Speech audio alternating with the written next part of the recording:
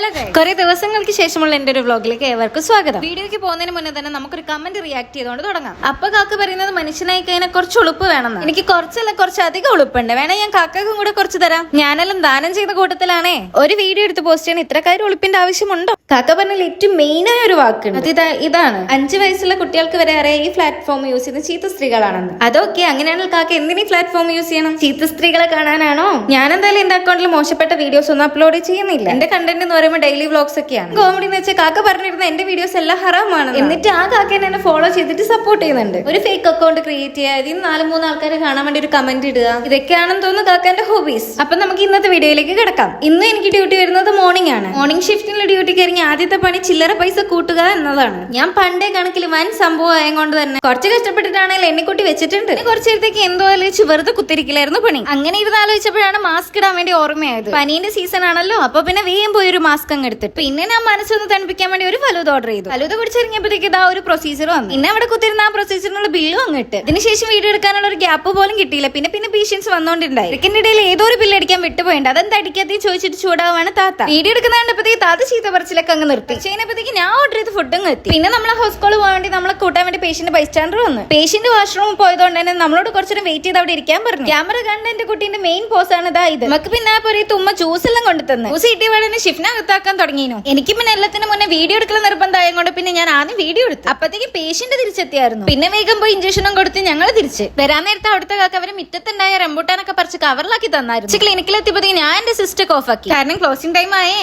ഞാൻ camera on ആക്കി ഇവിടെയുള്ള എല്ലാവർക്കും പേടിയെ കണ്ട മുഖം പൊത്തിയിരിക്കുന്നത്. ഞാനിപ്പോ റൂമിൽ പോവാണ് കാത്തിക്കുന്നത് ഈ സിസ്റ്റത്തിലൊന്നും നാളത്തെ ഡ്യൂട്ടി ഇടാൻ വേണ്ടിയിട്ടാണ്. സിസ്റ്റത്തിനെ കുറിച്ച് നല്ല നോളജ് ഉള്ളതുകൊണ്ട് തന്നെ എത്ര കളിച്ചിട്ട് അതങ്ങ് ശരിയായി കിട്ടണില്ല. കുറെ നേരത്തെ പരിശ്രമത്തിന്റെ ഒടുവിൽ സിസ്റ്റം നന്നാവാത്തത് കണ്ടപ്പോ ഞാൻ നിലത്തങ്ങിരുന്നു. കുറച്ച് നേരത്തെ നീണ്ട കഷ്ടപ്പാടിന് ശേഷം നാളത്തെ ഡ്യൂട്ടി അങ്ങ് ഇട്ട്. അപ്പൊ ശരി ഗൈസ്, ഇന്ന് അത്രയേ ഉള്ളൂ. ഇനി ഹോസ്റ്റലും പൂട്ടി വേറെ റൂമിൽ പോട്ടെ. നാളെ വേറൊരു വീഡിയോ ആയിട്ട് കാണാം. അതുവരെ ബൈ ബൈ.